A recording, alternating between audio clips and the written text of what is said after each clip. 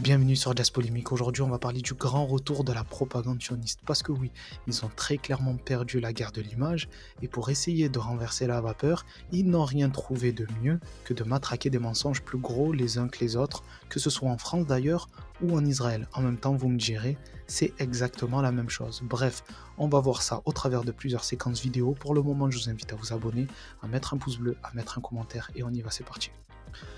Donc première séquence, on va écouter Amaury Brûlé qui est un journaliste de chez Valeurs Actuelles. Valeurs Actuelles qui est très clairement un journal identitaire, que ce soit par les sujets qu'il aborde ou la manière dont il aborde ces sujets, on peut dire quand même qu'ils sont identitaires. Bref, on va écouter ce qu'il a à dire.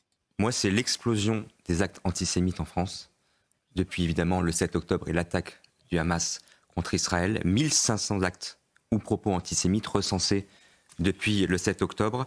C'est plus de 3 fois supérieur au bilan global total de l'année 2022. C'est du jamais vu depuis la libération et la fin de la Seconde Guerre mondiale. Alors, pour rappel très vite, les actes antisémites, c'est quoi? Ce sont des insultes, les tags, les menaces, évidemment les agressions. Je pense Cette séquence montre encore une fois que les identitaires ils sont donnés comme mission de défendre coûte que coûte le sionisme en France. En pensant faire un bon calcul, en se disant on va pouvoir nous aussi se débarrasser des Arabes, des Noirs, des musulmans, des Français, oui, mais, comme ils disent sur CNews. Mais en réalité, comme je dis à longueur de vidéo, ce seront eux les dindons de la farce au final. Bref, on peut mettre ça de côté. Il parle des 1500 actes antisémites recensés depuis le 7 octobre. J'ai déjà débunké ces chiffres au travers d'une vidéo que je mettrai en description, mais comme c'est toujours intéressant de rappeler les choses, ces 1500 actes, ce chiffre, il est donné par le ministère de l'Intérieur et ça pose problème au niveau du calcul. Donc on va sur le site du ministère de l'Intérieur et il y a un paragraphe où ils détaillent leurs calculs. Écoutez, ainsi le SCRT, donc l'organisme qui recense tous les actes racistes, islamophobes, etc., prend en compte des données fournies par les services de police et de gendarmerie croisées avec les signalements transmis par exemple par le service de protection de la communauté juive ou le Conseil français du culte musulman. Seuls les faits ayant donné lieu à un dépôt de plainte ou à une intervention des forces de l'ordre suivis d'un constat sont intégrés dans les statistiques. Donc en bref, ça veut dire que le ministère de l'Intérieur s'appuie sur ses commissariats et ses gendarmeries pour recenser tous les dépôts de plainte et les interventions de police. Et c'est ensuite à des organismes privés qui défendent des intérêts privés comme le SPCJ, qui est le service de protection de la communauté juive et qui a été créé par le CRIF. Donc ça revient à cet organisme de décerner à tel dépôt de plainte ou à telle intervention de police le caractère antisémite ou non sur la base des signalements qu'il a reçus. Et quand vous allez sur le site du SPCJ pour faire un signalement, il n'y a rien de plus simple. Rien ne vous est demandé, aucune justification, vous pouvez juste raconter ce que vous avez subi, dire que c'est antisémite et ça s'arrête là, ça rentre dans leurs chiffres. Donc ça pose clairement problème parce que comme je disais, ils défendent des intérêts privés, à l'inverse du ministère de l'Intérieur qui théoriquement est censé défendre les intérêts de tous les Français, peu importe leur appartenance. Selon les intérêts des sionistes, entre guillemets, potentiellement ce service peut gonfler ou rétrécir les chiffres pour coller à la propagande sioniste. Donc ça pose quand même problème. Notamment à l'agression de cette directrice de crèche de Champigny-sur-Marne dans le Val-de-Marne, qui a été menacée jusque dans son bureau par un homme armé d'un couteau, qui lui avait lancé « T'es une juive, t'es une sioniste, on va venir à 5 pour te violer et te découper, comme ils ont fait à Gaza ».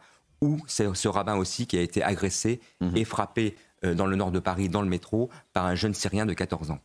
Le problème, c'est que quand on pense aux affaires d'actes antisémites qui ont été très largement médiatisées, je pense notamment à cette femme à Lyon qui avait dit avoir été agressée parce que juive, et au final c'était de l'automutilation, ou les étoiles de David bleues taguées sur des murs à Paris, et au final c'est une association sioniste qui avait fait ça en soutien à la communauté juive.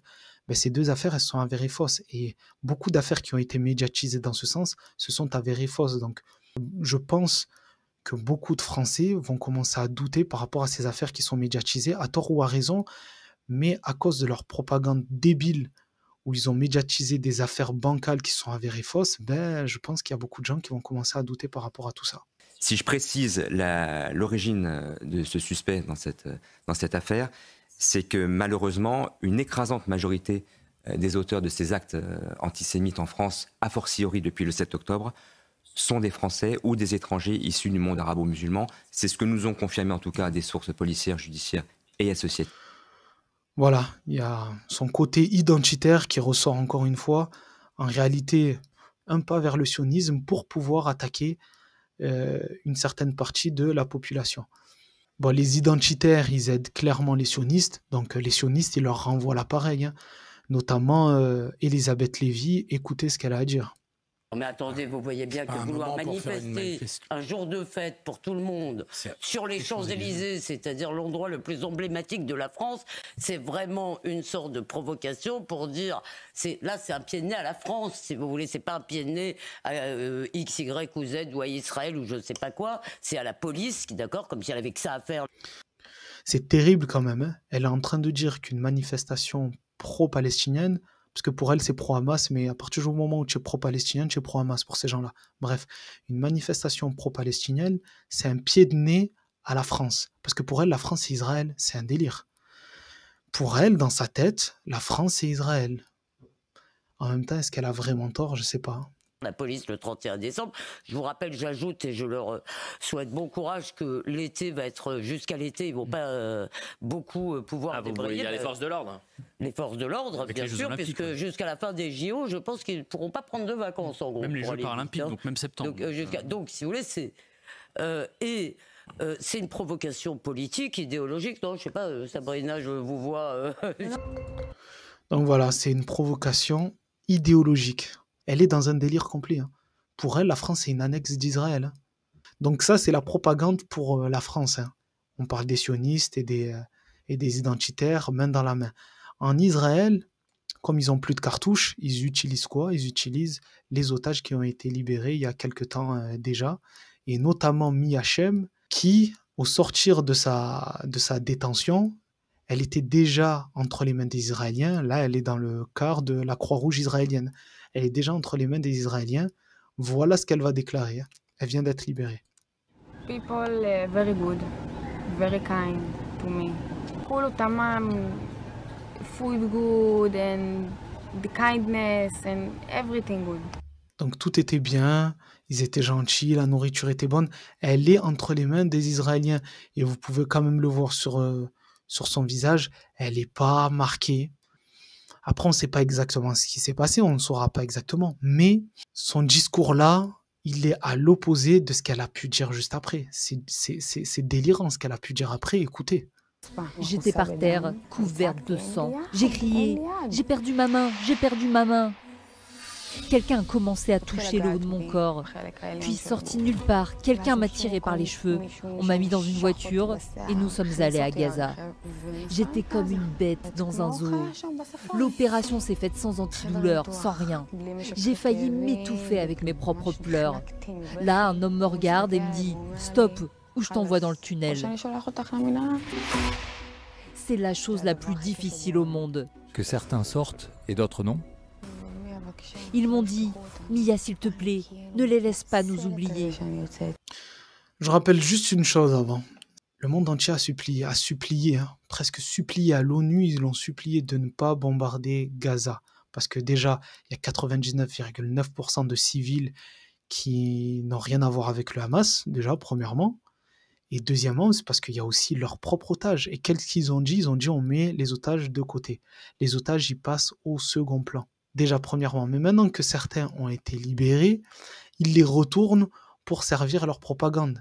Ouais, c'est pour ça que moi, ça me laisse penser que c'est leur dernière cartouche. Ils n'ont plus rien, donc ils sont obligés d'utiliser tout et n'importe quoi.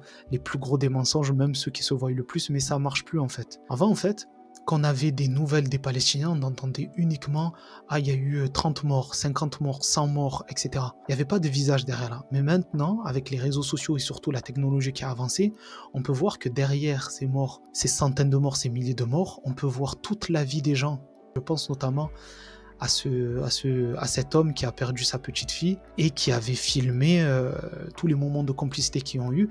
Et ça a encore plus de poids parce que ça montre que derrière ces morts, il y a des visages, il y a des histoires, il y a des familles, il y a de la vie. Voilà.